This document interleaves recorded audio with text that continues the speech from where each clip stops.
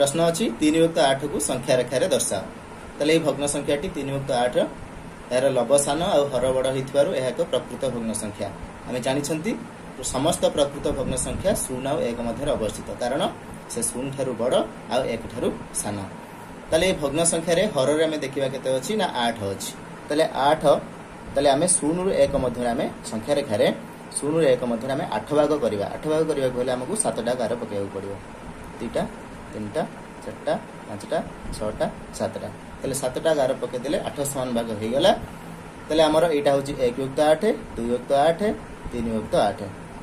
4 युक्त 8 5 युक्त 8 6 युक्त 8 7 युक्त 8 एटा होची 8 युक्त 8 बा तार मूल्य केते 1 ताले आमर केते दरकार ना 3 युक्त 8 दरकार ताले आमर एटा होची आमर 3 युक्त 8 ताले 0 ठारू एठी मन करा जो ओ एटा होची ए ताले ओ ए केते हला 3 युक्त